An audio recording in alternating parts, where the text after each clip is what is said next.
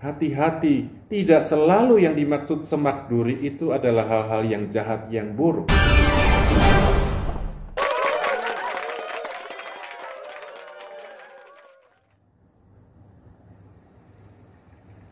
Teman-teman yang disayangi Tuhan, siapa pernah bercocok tanam? Saya sih belum. Tapi petani, pengusaha kebun, atau setiap orang lain yang tahu bercocok tanam pasti ngerti. Kalau orang menanam sesuatu untuk memperoleh hasil panen, salah satu syaratnya adalah tanah atau lahan yang subur atau yang cocok, yang sesuai dengan karakteristik tanaman yang akan ditanam. Maka yang dicari atau dipilih pasti tanah atau lahan yang seperti itu. Kalau menanam atau menebar benih, pasti di lahan yang dimaksud itu. Benar gak? Teman-teman yang dikasihi Tuhan, kalau itu benar, berarti dalam Injil hari Minggu ini kita mendengar sesuatu yang agak di luar kebiasaan. Sang penabur kayaknya sembarangan aja naburin benih-benihnya. Ada 4 jenis lahan yang ditaburi benih. Padahal yang baik dan bisa menghasilkan cuma 1, yaitu lahan yang baik. 3 dari 4 lahan bukan tanah yang baik, gak bisa menghasilkan buah. Apa maksud si penabur ini? Apakah dia punya maksud tertentu? Apa maksud dari perumpamaan ini? Teman-teman terkasih dalam Kristus, perumpamaan ini merupakan salah satu perumpamaan Yesus yang paling terkenal. Kalian pasti sudah berulang kali mendengarnya, dan pasti segera ingat lagi ketika mendengarnya lagi. Ya, mungkin juga kalian sudah paham betul apa isinya, apa maknanya. Ya. Tapi baiklah kita merenungkannya lagi, seperti tentu diharapkan oleh Tuhan sendiri. Perumpamaan ini merupakan bagian dari bab 13 dari Injil Matius. Ya.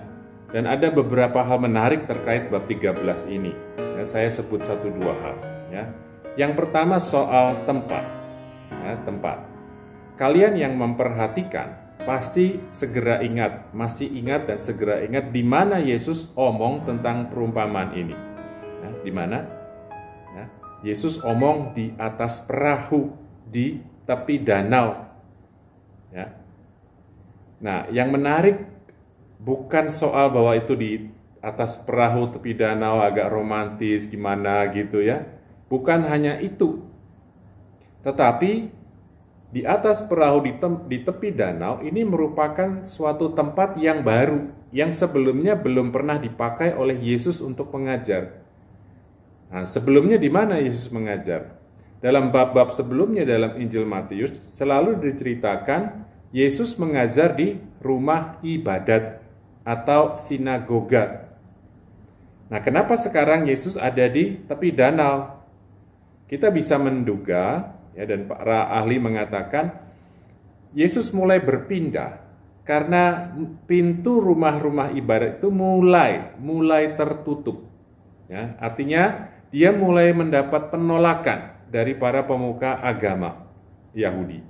Ya, maka Yesus mulai pindah, mulai cari tempat mengajar yang baru. Ya. Yang kedua, di bab 13 inilah Yesus mulai mengadopsi, menggunakan metode mengajar yang baru, yang sebelumnya nggak pernah dipakai, yaitu dengan menggunakan perumpamaan. Ya, kalau dalam bab-bab sebelumnya adanya perbandingan, ya, Yesus gunakan terang, garam, bunga bakung, bunga apa lagi, ya, burung pipit, ya, semacam itu. Tapi tidak menggunakan perumpamaan. Nah, di bab 13 inilah Yesus menggunakan pertama kali perumpamaan untuk mengajar. Ya. Dan menariknya lagi, perumpamaan pertama yang dipakai Yesus adalah perumpamaan tentang penabur. Ya. Penabur, benih, dan tanahnya. Dan di akhir perumpamaan Yesus berkata dengan cukup keras, "Barang siapa bertelinga untuk mendengar, hendaklah ia mendengarkan." Udah mulai ngebaca belum arah permenungan kita? Man-teman kekasih Allah, jangan lupa Yesus omong kepada siapa? Yesus omong kepada orang-orang Yahudi yang hidup atau tinggal di Palestina.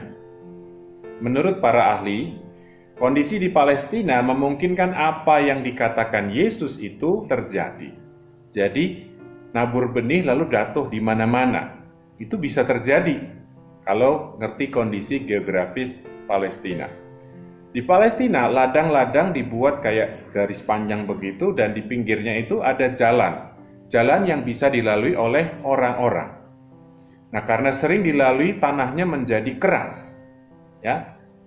Kemudian, yang dimaksud dengan tanah berbatu, itu bukan tanah dengan batu-batuan di atasnya, ada kerikil begitu, bukan.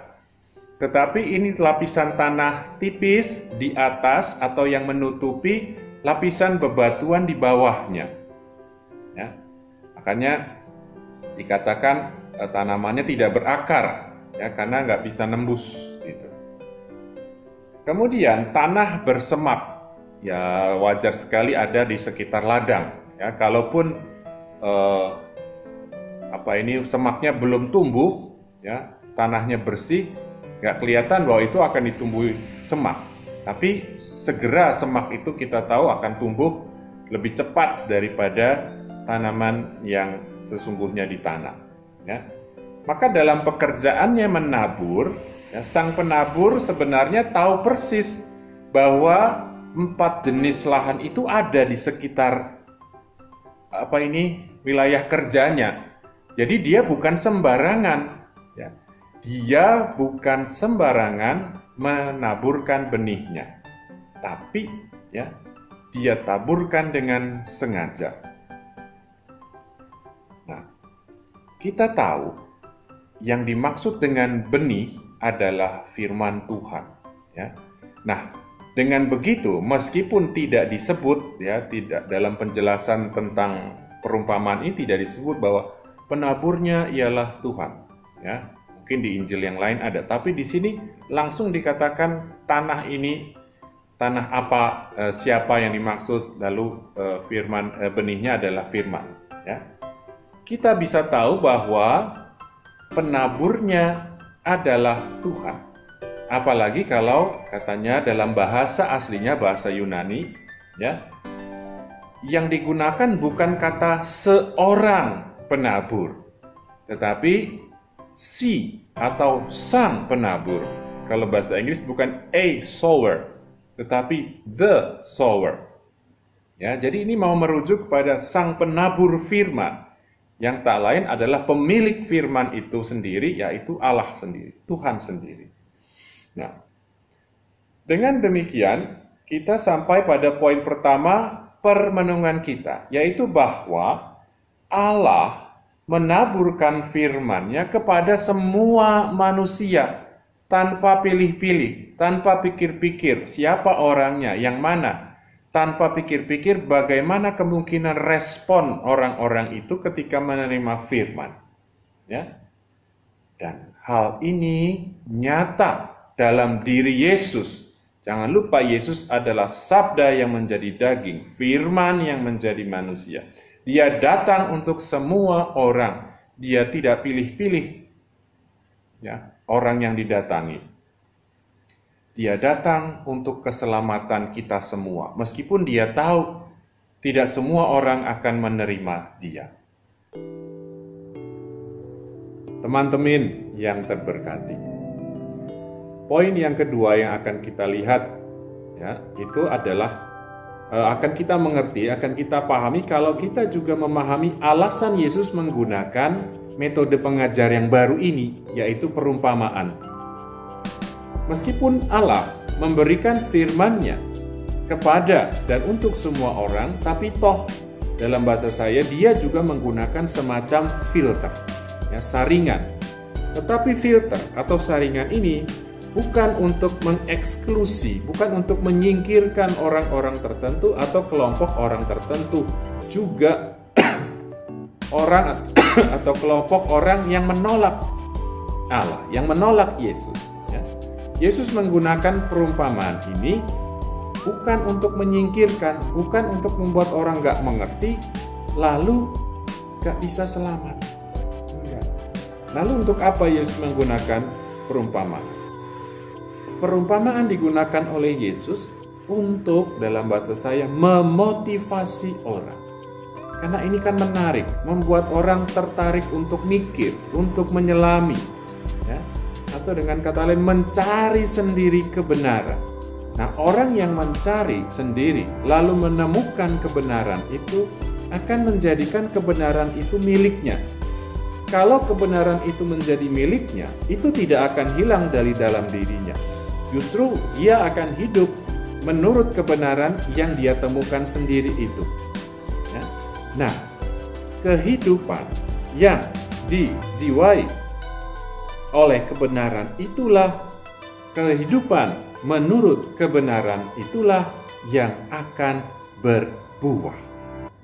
Mungkin 100 kali ganda, mungkin 60 kali ganda, mungkin 30 kali ganda. Semuanya terserah Tuhan. Teman-teman, kawanan yang dicintai Tuhan. Setelah mengetahui 2 poin permenungan tadi, apa yang bisa kita simpan dalam hati dan kita bawa dalam hidup kita selanjutnya?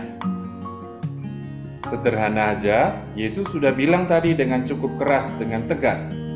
Barang siapa mempunyai telinga untuk mendengar, hendaklah dia mendengarkan. Saya yakin kalian gak termasuk tanah yang di pinggir jalan itu yang keras atau tanah berbatu-batu. Ya. Mungkin kalian adalah tanah yang baik, tanah yang siap menghasilkan, tanah yang siap berbuah. Tapi mari kita waspada. Jangan-jangan kita ini tanah yang bersemak duri, ya, yang bisa terhimpit oleh semak duri. Dan hati-hati, semak duri dalam badan kita mungkin hal-hal yang buruk, yang jahat. Tetapi hati-hati, tidak selalu yang dimaksud semak duri itu adalah hal-hal yang jahat, yang buruk. Justru bisa terjadi dan sering terjadi yang namanya semak duri adalah hal-hal yang baik dalam hidup kita. Ya. Kalau kita tidak hati-hati, relasi, pekerjaan, bahkan keluarga dan pelayanan kita bisa menghimpit kita bagaikan semak duri, membuat hidup rohani kita kerdil dan tidak bisa bertumbuh.